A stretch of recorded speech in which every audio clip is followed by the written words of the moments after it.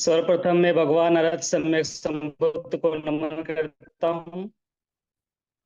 महाराजा सम्राट अशोक, परम पूज्य बोधिसत्व डॉक्टर बाबा साहब अम्बेडकर, मैं ऐसे महापुरुषों के प्रति मैं हार्दिक कृतज्ञता ज्ञापित करता हूँ। सरमन संघ इस पोर्टल पर उपस्थित सभी सरमन संघ उपासक उपासिका, आप सभी लोगों को सादर नमोबुद्धाय, जय भीम। जैसे कि सर ने बताया है कि गृहस्थ जीवन में नैतिक जीवन क्यों चाहिए, संघ के लिए धर्म आचरण करना क्यों आवश्यक है, इस पर मैं कुछ प्रकाश डालूंगा। इसके पहले डॉक्टर बाबा साहब अम्बेडकर जी कुछ विचार हैं, मैं उस पर बात करना चाहता हूँ। एक समय भारत देश बौद्ध धर्म का प्रधान केंद्र था। इसी भारत देश में भगवान बुद्ध ने जन्म लिया। इसी भारत देश में भगवान बुद्ध ने सम्यक संबोधि की प्राप्ति की। इसी भारत देश में भगवान बुद्ध ने अपना पहला उपदेश दिया। इसी भारत देश में भगवान बुद्ध महापरिनिर्वाण को प्राप्त हो गए। उनके द्वारा उपदेशित सधर्म का अभ्यास करके कोटि कोटि प्राणियों ने अपने जीवन का उद्धार करते हुए अमूल्य योगदान दिया। धार्मिक राजाओं के शासन काल में भारत वसुंधरा भिक्षुओं के कसाय वस्त्र के आभा से प्रकाशित हुआ करती थी। सर्वत्र शील समाधि प्रज्ञा का अभ्यास हुआ करता था, जिससे हम डॉक्टर बाबा साहब अम्बेडकर के शब्दों में समता, स्वतंत्रता, न्याय, बंधुत्व करते हैं। लोग एक दूसरे के साथ मैत्री, करुणा, मुदिता, उपेक्षा का व्यवहार किया करते थे। 1956 में बर्मा में बौद्ध संगीति हो रही थी।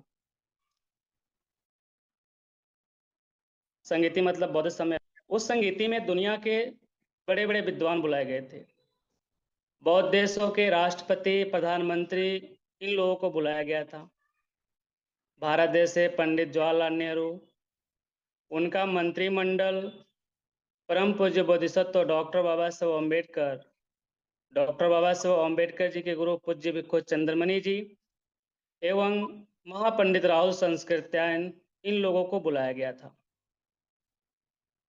उस बर्मा में जब सम्मेलन हो रहा था, जब सभी लोग बौद्ध देशों के राष्ट्रपति, प्रधानमंत्री बोल रहे थे, तो लोग एक बात को लेकर बार बार चिंता व्यक्त कर रहे थे।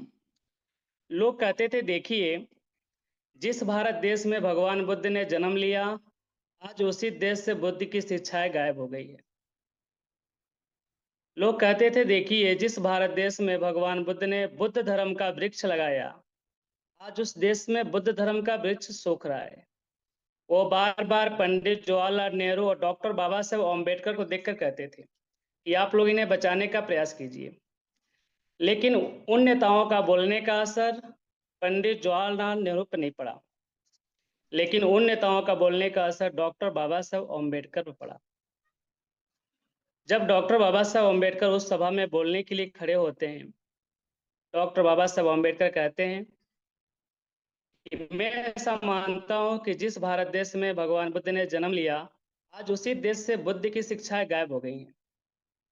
डॉक्टर बाबा साहब अम्बेडकर कहते हैं कि मैं ऐसा भी मानता हूं कि जिस भारत देश में भगवान बुद्ध ने बुद्ध धर्म का वृक्ष लगाया, आज उस देश में बुद्ध धर्म का वृक्ष सूख रहा है। डॉक्टर बाबा साहब अम्बेडकर उस भरी सभा में खड़े होकर बोलते हैं कि मैं आप सभी लोगों को बहुत जिम्मेदारी के साथ कह रहा हूँ, बहुत ही विश्वास के साथ कह रहा हूँ कि भगवान बुद्ध ने भारत में जो बुद्ध धर्म का वृक्ष लगाया है, अभी उसकी जड़ें सूखी नहीं है। यदि उन जड़ों में पानी डाला जाए तो उसकी जड़ें हरी भरी हो जाएंगी। जब उसकी जड़ें हरी भरी हो जाएंगी तो उसकी टहनियाँ हरी भरी हो जाएंगी। जब उसकी टहनियाँ हरी भरी हो जाएंगी तो उसके पत्ते हरे भरे हो जाएंगे। डॉक्टर बाबा साहब अम्बेडकर कहते हैं कि मैं बहुत जिम्मेदारी विश्वास के साथ कह रहा हूँ कि जब मैं भारत वापस लौट के जाऊंगा, भारत में जो बुद्ध धर्म का वृक्ष सूख रहा है, उसमें लाखों अनुयायियों के साथ उसमें पानी डालकर उसे हरा भरा करूंगा। डॉक्टर बाबा साहब अम्बेडकर म्यांमार देश से जब वापस भारत देश में आते हैं तो 14 अक्टूबर 1956 को नागपुर के पावन धरती पर महान धर्म क्रांति करते हैं। उस समय जो बुद्ध धर्म का वृक्ष सूख रहा था, उसकी जो जड़ें सूख रही थी, डॉक्टर बाबा साहब अम्बेडकर अपने लाखों अनुयायियों के साथ उसमें पानी डालकर उसे हरा भरा करते हैं। देश में बहुत बड़ी धर्म क्रांति हुई, चारों तरफ शोर मच गया कि डॉक्टर बाबा साहब अम्बेडकर ने बहुत बड़ा धर्म क्रांति की। उसने बौद्ध धर्म को अपनाया। उस समय महापंडित राहुल संस्कृत्यायन जी जापान जा रहे थे। काठमांडू की एयरपोर्ट पर कुछ पत्रकार बंधुओं ने राहुल जी से पूछा, महापंडित राहुल संस्कृत्यायन जी, अभी डॉक्टर बाबा साहब अम्बेडकर ने भारत में महान धर्म क्रांति की है। आप डॉक्टर बाबा साहब अम्बेडकर के धर्म क्रांति को अभी किस रूप में देख रहे हैं? डॉक्टर बाबा महापंडित राहुल संस्कृत्यायन जी कहते हैं कि मैं डॉक्टर बाबा साहब अम्बेडकर की धर्म क्रांति को मैं अभी इस रूप में देख रहा हूँ। डॉक्टर बाबा साहब अम्बेडकर ने इतना मजबूत खंबा गाड़ा है, अब उसे कोई माँ का लाल उसे हिला नहीं सकता है। महापंडित राहुल संस्कृत्यायन जी पत्रकार बंधुओं को इस प्रकार से वार्तालाप करते हैं। कहते हैं कि डॉक्टर बाबा साहब अम्बेडकर ने बहुत बड़ा परिवर्तन किया है, भारत देश में बहुत बड़ा उन्होंने परिवर्तन किया है। डॉक्टर बाबा साहब अम्बेडकर ने जो परिवर्तन किया, उसके कारण से आज हमारे सभी लोग, हमारे जो सरमन संघ में जो जुड़े लोग हैं, साथ ही इस भारत देश में जो दलित वर्ग है, बाकी SC ST OBC जो लोग हैं, बहुत ही मजबूती की स्थिति में आ गए। डॉक्टर बाबा साहब अम्बेडकर के मानने वाले लोग आज लाखों की संख्या में डॉक्टर है, IAS है, इंजीनियर है, PCS है। डॉक्टर बाबा साहब अम्बेडकर के मानने वाले लोग इस देश में लाखों की संख्या में बिजनेसमैन है। डॉक्टर बाबा साहब अम्बेडकर ने बहुत ही सुंदर बगीचा बनाया। डॉक्टर बाबा साहब अम्बेडकर अपने बगीचे में उन्होंने नाना प्रकार का वृक्ष लगाया। जहां तक मैं समझता हूं, डॉक्टर बाबा साहब अम्बेडकर अपने बगीचे में उन्होंने शिक्षा का वृक्ष लगाया। डॉक्टर बाबा साहब अम्बेडकर अपने बगीचे में उन्होंने नौकरियों का वृक्ष लगाया। डॉक्टर बाबा साहब अम्बेडकर अपने बगीचे में उन्होंने धर्म का वृक्ष लगाया। डॉक्टर बाबा साहब अम्बेडकर अपने बगीचे में उन्होंने राजनीति का वृक्ष लगाया। डॉक्टर बाबा साहब अम्बेडकर का लगाया हुआ वृक्ष चुका है, उसका फल सभी लोग खा रहे हैं। जितने भी बौद्ध उपासक उपासिका हैं, आज बहुत डॉक्टर बाबा साहब अम्बेडकर के बताए हुए रास्ते पर चलकर बहुत बड़ा परिवर्तन कर रहे हैं। ये जो सरमन संघ जो बनाया गया, ये भी एक बहुत बड़ा परिवर्तन हो रहा है। जो लोग डॉक्टर बाबा साहब अम्बेडकर के बताए हुए जो मार्ग से, भगवान बुद्ध के बताए हुए मार्ग से जो लोग भटक गए हैं, आज कहीं न कहीं ये सरमन संघ उन लोगों को जोड़ने का काम कर रहा है। उन लोगों को एक एक संघ बनाने का, एक एकता लाने की वो काम कर रहे हैं और बात कर रहे हैं। भगवान बुद्ध धर्म में संघ की बहुत बड़ी विशेषता है। यदि संसार में किसी ने संघ बनाया तो सबसे पहले भगवान बुद्ध ने भिक्षु संघ, भिक्षुणी संघ, उपासक उपासिका संघ का निर्माण किया। ये 4 संघ बौद्ध धर्म में मिलते हैं। भिक्षु, भिक्षुणी, उपासक उपासिका संघ का उन्होंने निर्माण किया। भगवान बुद्ध बहुत ही बड़े मनोवैज्ञानिक थे। भगवान बुद्ध को सब कुछ पता था कि आगे क्या होने वाला है, पीछे क्या हो सकता है। भगवान बुद्ध ने सब कुछ देखते हुए जो कुछ भी उन्होंने नियम रूल्स बनाया, वह एक बहुत उच्च कोटि का दूरदर्शी उन्होंने देखते हुए उन्होंने संघ का निर्माण किया। तो संघ में रहने के बाद हम बहुत कुछ सीखते हैं। संघ में रहने के बाद बुद्ध ने कहा है कि संघ में एकता सुखदायी है, संघ में रहना सुखदायी है, संघ में काम करना सुखदायी है, संघ में रहकर हम बहुत कुछ परिवर्तन कर सकते हैं। डॉक्टर बाबा साहब अम्बेडकर का यही विचार था कि हमारे जो लोग हैं, वो लोग एक साथ आए ताकि वह अपना शासक चुन सकें। वह जो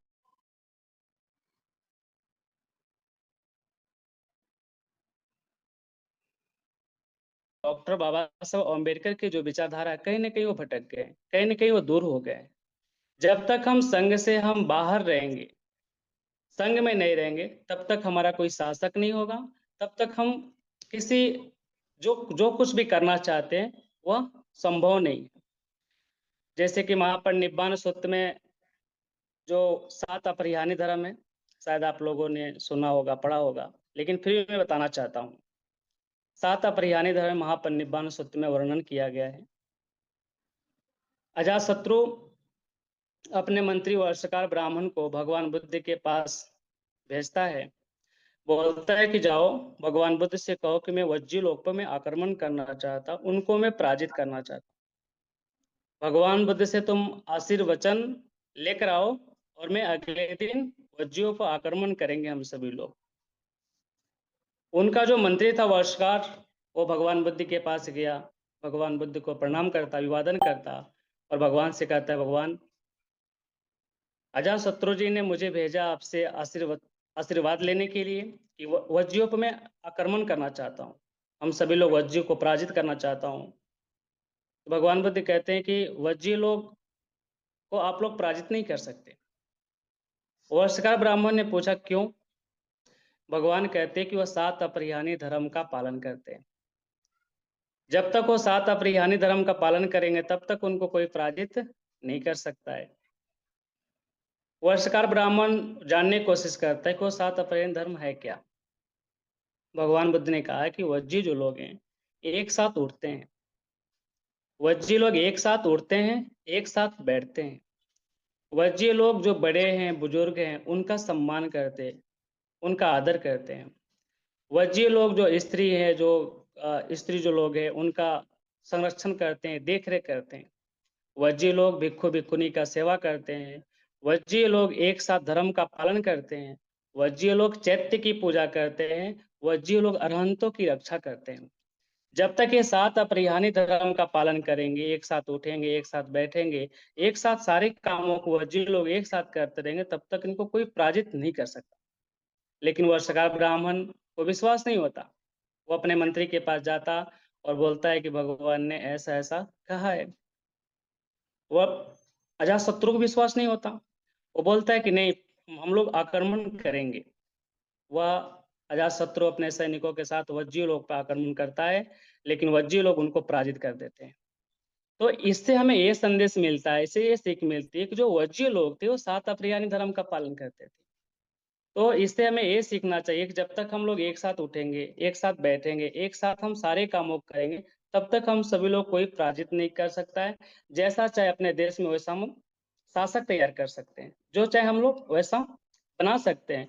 इसलिए बुद्ध ने संघ की एक विशेष महत्व दिया है कि संघ में रहकर हम बहुत कुछ कर सकते हैं। तो उसी संघ को लेकर ये जो सरमन संघ आप सभी लोग, ये बहुत उच्च कोटि की बात है।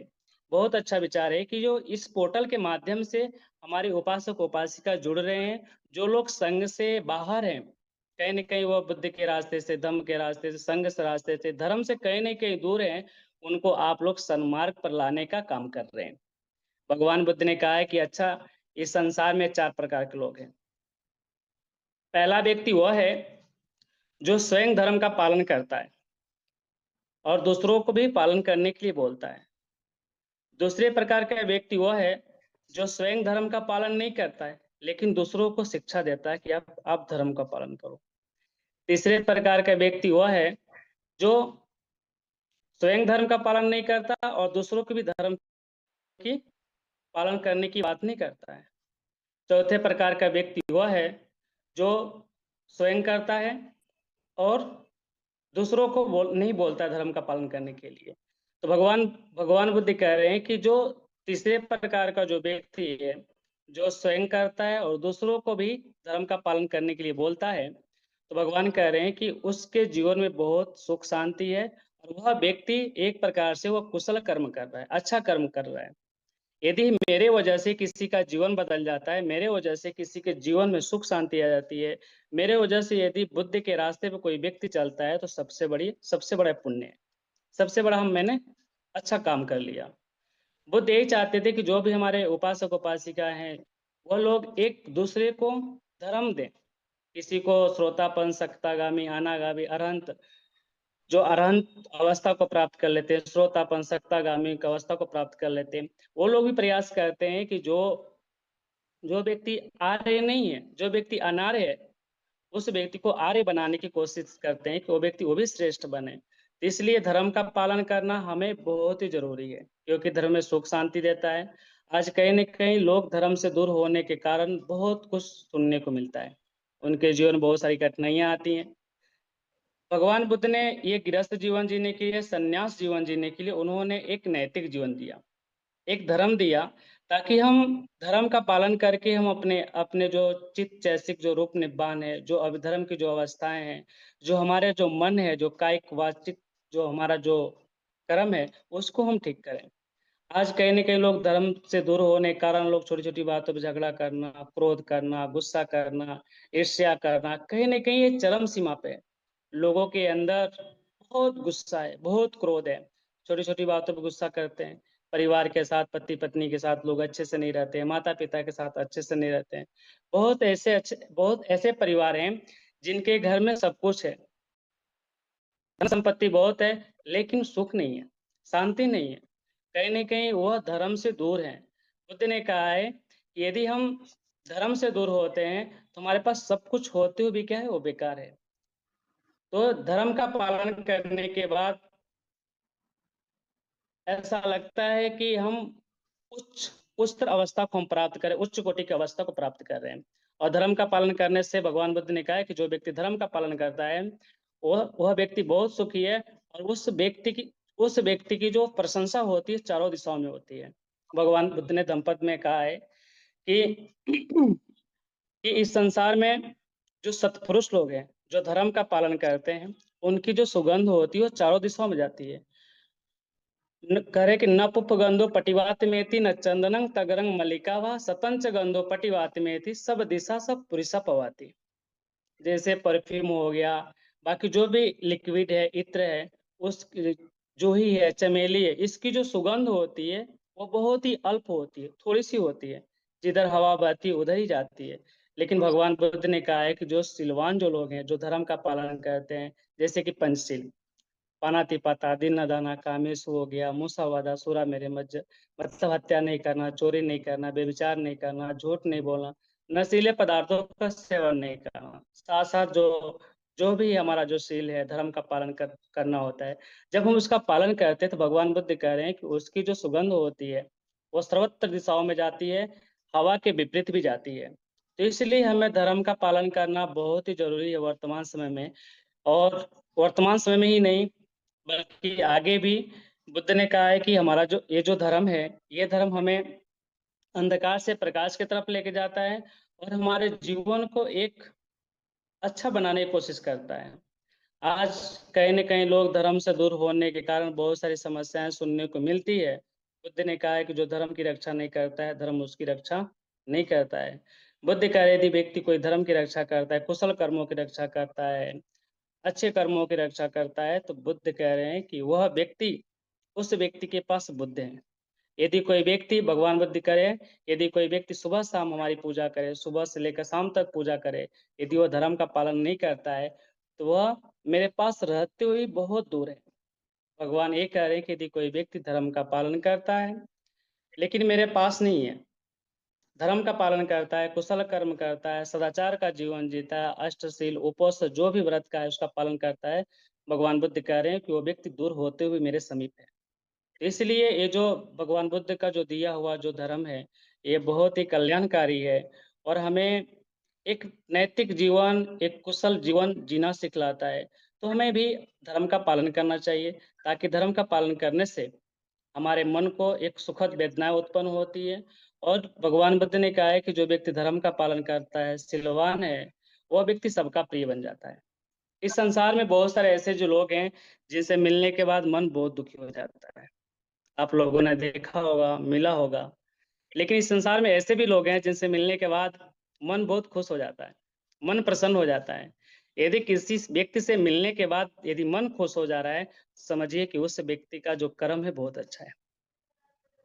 यदि किसी व्यक्ति से मिलने के बाद मन दुखी हो जा रहा है, तो सोच समझिए कहीं न कहीं उस व्यक्ति का कर्म कहीं न कहीं वो ठीक नहीं है।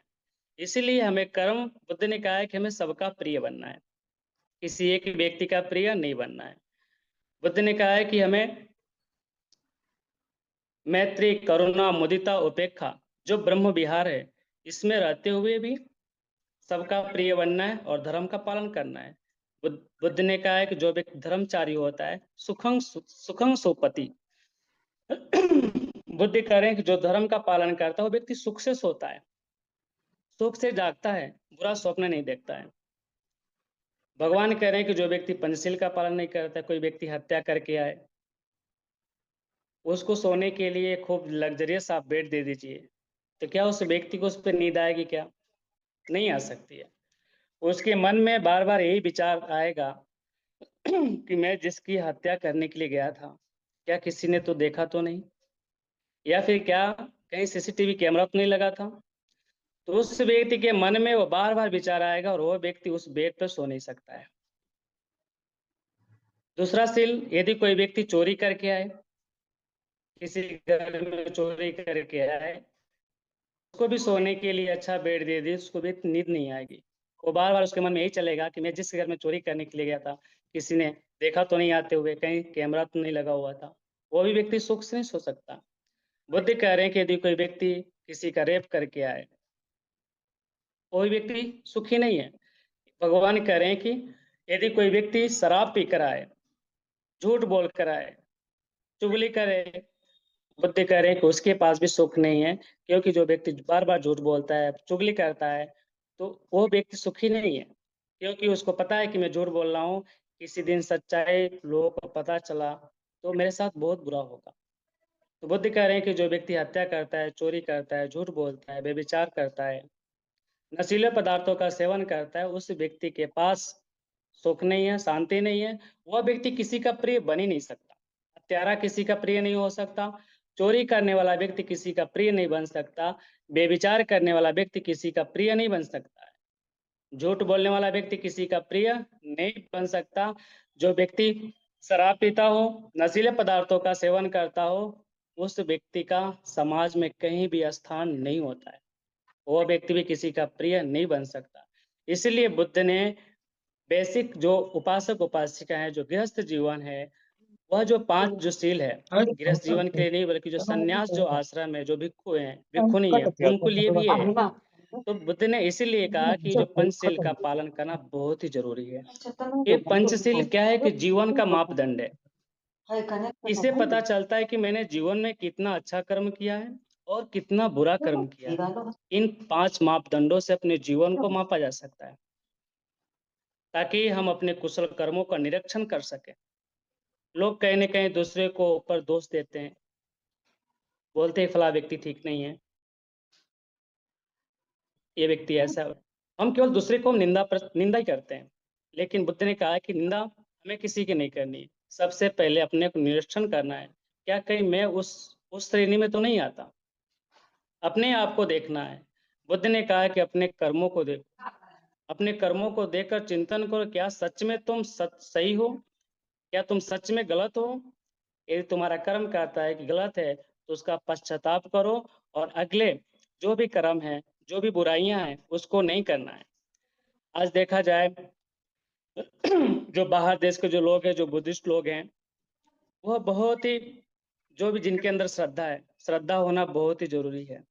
जब तक बुद्ध के प्रति, धम्म के प्रति, संघ के प्रति, डॉक्टर बाबा साहब अम्बेडकर के प्रति श्रद्धा नहीं है, तब तक हम उनके बताए हुए रास्तों पर चलकर अपने जीवन को हम सुखी नहीं बना सकते। बुद्ध के पास एक व्यक्ति आया, वह पूछता है, भगवान, लोग इस संसार में सबसे बड़ी संपत्ति क्या है? वो बोलता है कि मैंने बहुत सारे लोगों के पास गया, उनसे मैंने पूछा, इस संसार में जो भी बड़े बड़े तपस्वी हैं, ऋषि हैं, उनके पास में गया, उनसे मैंने पूछा कि संसार में सबसे बड़ी संपत्ति क्या है? तो उन लोगों ने मुझे जवाब दिया कि जो स्वर्ण मुद्राएं हैं, जो जमीन जायदाद है, ये तुम्हारी असली संपत्ति है। लेकिन गौतम, मैं आपसे पूछना चाहता हूँ कि आप मुझे बताएं कि संसार में सबसे बड़ी संपत्ति क्या है? भगवान बुद्ध मुस्कुराते हैं और उनको जवाब देते हैं कि इस संसार की सबसे बड़ी संपत्ति वो श्रद्धा है। तो व्यक्ति पूछता है कि श्रद्धा कैसे? तो भगवान बुद्ध ने कहा कि ये जो श्रद्धा है, तुमको दुख मुक्ति से बाहर लेके जाता है, तुमको अंधकार से प्रकाश की तरफ लेके जाता है, जहाँ पे बहुत सारी स्वर्ण मुद्राएं हैं, जीवन जीने की स्वर्ण मुद्राएं हैं, मानसिक जो सुख है उसको देने के लिए स्वर्ण मुद्राएं हैं। जो हमें श्रोतापन, सक्तागामी, अनागामी, अरहंत, निर्वाण अवस्था, उच्च कोटि की जो अवस्था प्रदान करता है, वो क्या है? वो श्रद्धा है। तो यदि हमारा श्रद्धा संग में है, तो हम बहुत ईमानदारी के साथ हम संघ के सारे कामों को करेंगे। यदि सरमन संघ में यदि हमारी श्रद्धा नहीं है, आपकी श्रद्धा नहीं है, तो हम उस काम को हम सफल नहीं बना सकते। यदि सरमन संघ को आगे मतलब बहुत सभी लोगों को जोड़ने का काम करेंगे, सभी लोगों को सधम्म का उपदेश देने का काम करेंगे, सभी लोगों को जो एकता है उस पे हम बात करेंगे, सभी लोगों को शील सदाचार के तरफ लाने की बात करेंगे और सभी के अंदर सरमन संघ के प्रति श्रद्धा है, तो सच में आने वाले समय में सरमन संघ विश्वव्यापी के तौर पर एक बहुत बड़ा काम करेगा। आज भी काम कर रहा है, लेकिन एक बहुत बड़ा एक संघ बनेगा। बहुत सारे हमारे उपासक उपासिका इस संघ में जुड़ेंगे और इस संघ को मजबूत करेंगे और जो हम करना चाहते हैं वो कर सकते हैं। भगवान बुद्ध ने जब सारनाथ में पहला उपदेश दिया जो पंचवर्गीय भिक्षुओं को, जिनका नाम था कौंडिन्य, वप, भद्दीय, महानाम, अश्वजित, इन पंचवर्गीयों को भगवान बुद्ध ने पहला उपदेश दिया। भगवान बुद्ध ने 5 लोगों से ही लोगों को जोड़ने का, लोगों को सधम्म देने का उन्होंने काम किया। भगवान बुद्ध ने अपना पहला जो दिया चरत विचारिकं भोजन हिता है, भोजन सुख का है, कि उन्होंने लोगों को सुखी जीवन जीने के लिए चारिका करते हुए लोगों को आप धर्म का उपदेश करो। लेकिन उस समय में ऑनलाइन प्लेटफॉर्म नहीं था,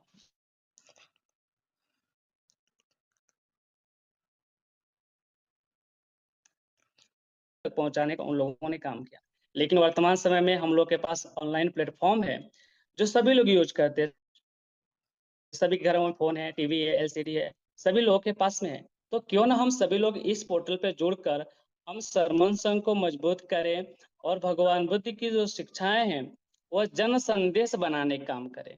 क्योंकि जन संदेश बनाने के लिए केवल एक व्यक्ति नहीं बना सकता, जन संदेश बनाने के लिए हम सभी को एक साथ होना पड़ेगा, ताकि हम इस श्रमण संघ के माध्यम से जो लोग बुद्ध के धम्म के संघ से डॉक्टर बाबा साहब अम्बेडकर के जो बताया हुआ जो मार्ग है कहीं न कहीं भटके हैं, जब तक वो एक साथ नहीं आएंगे, जब तक हम लोग उनको जोड़ेंगे नहीं, तब तक हमारा संघ उतना मजबूत नहीं होगा। इसीलिए और हम सभी लोग के दायित्व बनता है, कर्तव्य बनता है कि जितने हो सके लोगों को इस सरमन संघ पोर्टल पर जोड़ें, ताकि हम बुद्ध की शिक्षाओं को जन संदेश बनाने का काम करें। तो आप सभी लोगों को मैं विशेष मंगल कामना, ढेर सारी मंगल कामना मैं प्रेषित करता हूँ कि ये जो डॉक्टर बाबा साहब अम्बेडकर जी का जो मूवमेंट है, भगवान बुद्ध की जो शिक्षाएं हैं, वर्तमान में हमें पालन करने की जरूरत है, ताकि हम अपने जीवन को सुख शांति प्रदान करें। आज मैं देखता हूँ कि बहुत सारे उपासक उपासिका हैं जो अपने बच्चों लोगों को एजुकेशन के फील्ड में रोबोट बना रहे हैं। बच्चे लोग जो इस स्कूल का जो कॉलेज का जो सिलेबस होता है बच्चे वही पढ़ते हैं, उसी का अध्ययन अध्यापन करते हैं, बच्चे 99% नंबर लेकर आते हैं। लेकिन कहीं ना कहीं बच्चे लोगों को धर्म से दूर किया जा रहा है। आज मैं बहुत सारे बुद्ध विहारों में जाता हूँ, कहीं भी जाता हूँ तो मैं देखता हूँ कि उस बुद्ध विहार में वही लोग आते हैं जो लोग बूढ़े हो गए हैं, उस बुद्ध विहार में वही लोग दिखते हैं जो रिटायर लोग हो गए हैं। तो कहीं ना कहीं जो धर्म का जो बच्चे लोग हैं, जो युवा पीढ़ी है, कहीं ना कहीं वो धर्म से दूर हो रहे हैं। धर्म से दूर होने के कारण बहुत सारी समस्या आप लोग देख रहे होंगे कि बच्चे लोग माता पिता की बात नहीं सुन रहे, बच्चे लोग से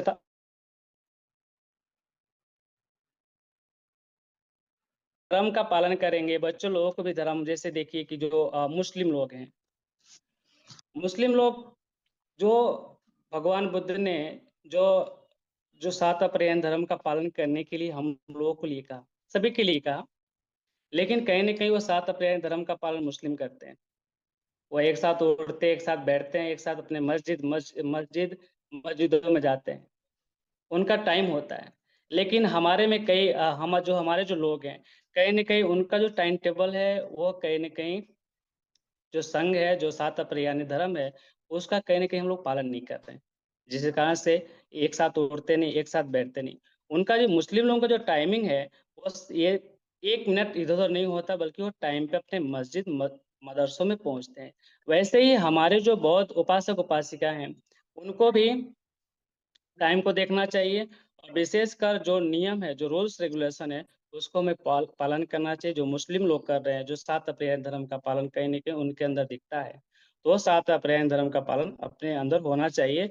और धर्म का शिक्षा, जब हम धर्म का पालन करेंगे, तो हमारे जो बच्चे लोग हैं, वो भी धर्म का पालन करेंगे।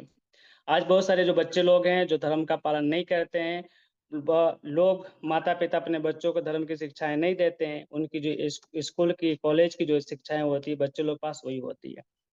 कहीं न कहीं जब बच्चे बड़े होते हैं, बड़े हो जाने के बाद माता-पिता के साथ कैसे रहना है, पति-पत्नी के साथ कैसे रहना, समाज के साथ कैसे रहना, बच्चे कहीं न कहीं उससे वो अनभिज्ञ हो रहे हैं, अलग हो रहे हैं, उनको पता नहीं।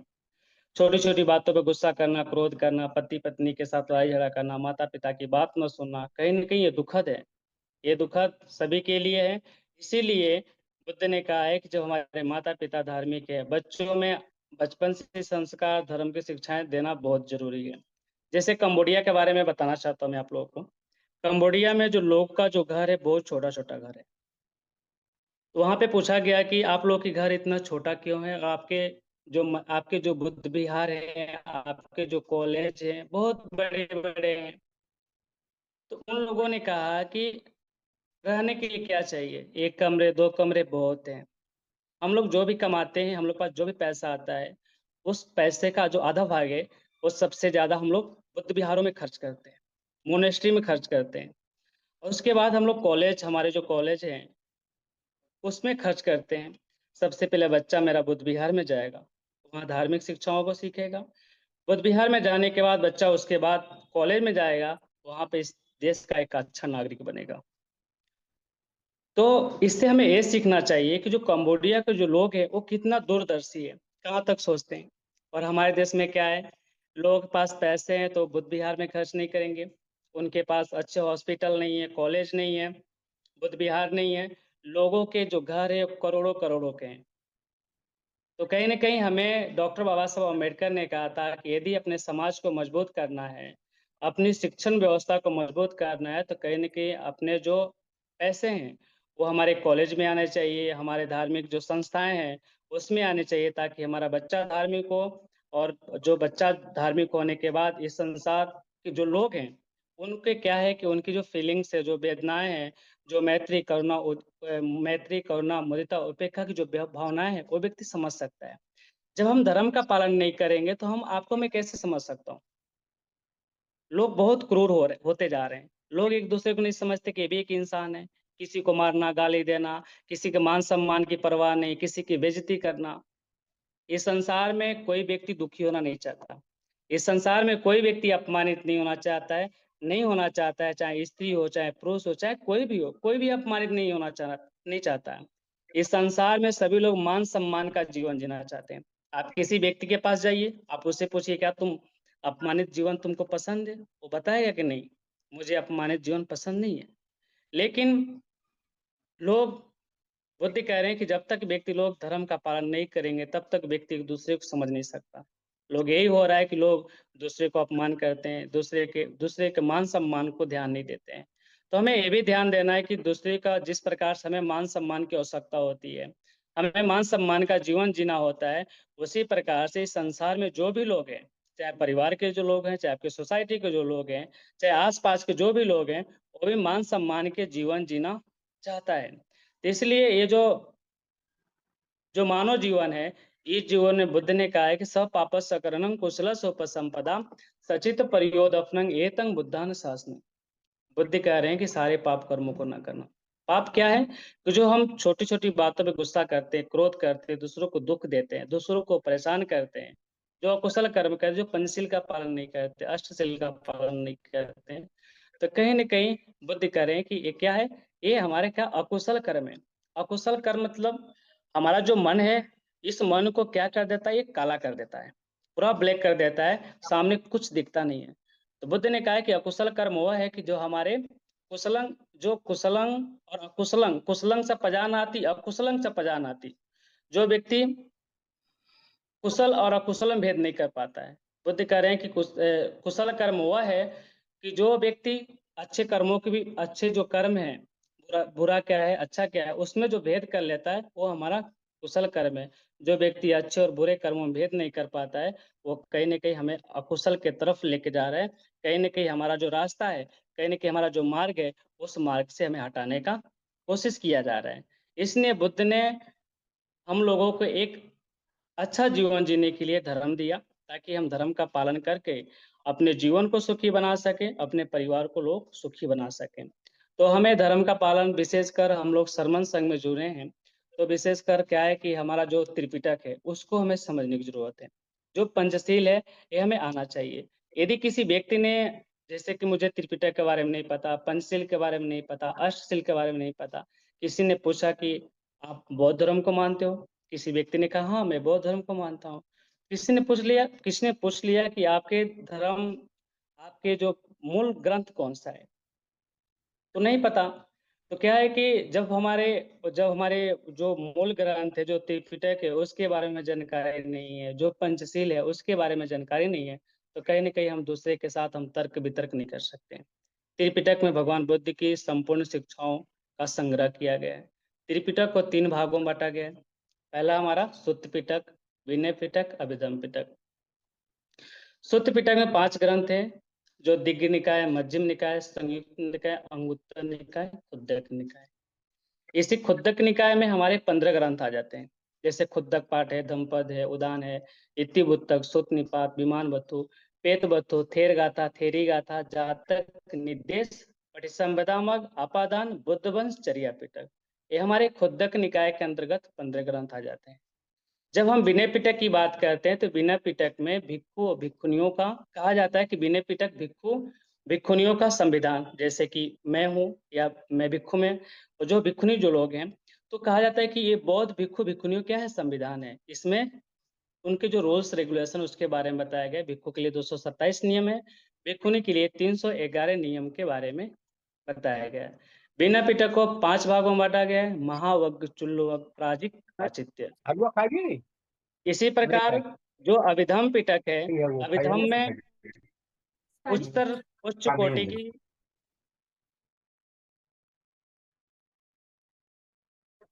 बनते आपका माइक बंद हो गया। हाँ सर, देखो कम 4 गिलास घी दी, 10-12 रोटी दी। तो अभिधम्म पिटक को 7 भागों में बांटा गया। धम्मसंगनी, विभंग, धातु कथा, पुग्गलपेति, कथा बतु, यमक, पट्टान। तो ये हमारे त्रिपिटक हैं, तो कम से कम ये हमें याद होना चाहिए। जो भगवान बुद्ध की जो शिक्षाएं हैं, जो सुत्त पिटक, विनय पिटक, अभिधम्म पिटक, कम से कम इसका नाम याद होना चाहिए। जो हमारा जो पंचशील है, उसको पालन करना चाहिए, वो भी हमें याद होना चाहिए, ताकि हम एक दूसरे के साथ डिबेट कर सकें, ताकि हम धर्म का पालन किया जा सके। तो आप लोगों को मैं विशेष मंगल कामना, आप लोगों ने बोलने का एक अवसर दिया, तो मैं आप सभी लोगों के लिए मंगल कामना करता हूँ। और सरमन संघ जो है, यह मुझे बहुत खुशी हुई कि सर ने सम्मानित करके सर, जो मैंने कंचनवीर माता जी ने मुझे बताया और सर ने भी बताया था कि सरमन संघ के माध्यम से सर बहुत पहले से काम कर रहे हैं। आप पूरी ये जो सरमन संघ ये काम कर रहा है, तो मुझे बहुत खुशी हुई कि कम से कम ऑनलाइन प्लेटफॉर्म के माध्यम से लोगों को जोड़ने का प्रयास किया जा रहा है। जो लोग मार्ग से बढ़ के उनको सन्मार्ग पर लाने का प्रयास किया जा रहा है, और एक बुद्ध की शिक्षाओं को आगे तक ले जाने के लिए, जन संदेश बनाने के लिए काम किया जा रहा है। तो मैं आज इन्हीं सभी शब्दों के साथ मैं अपनी वाणी कहीं विराम देता हूँ। आप सभी लोगों को ढेर सारी मंगल कामना। आप सभी लोग सुखी रहें, दीर्घायु जीवन को प्राप्त हो, बुद्ध के रास्ते पर चलकर अपने जीवन को सुखी बनाएं। विशेष मंगल कामना। बंदे जी साधु साधुवाद बनते जी। बनते जी बहुत बहुत साधुवाद। बहुत अच्छा, हमें धर्म का रास्ता दिखाया। जय भीम। Very please Sadhu.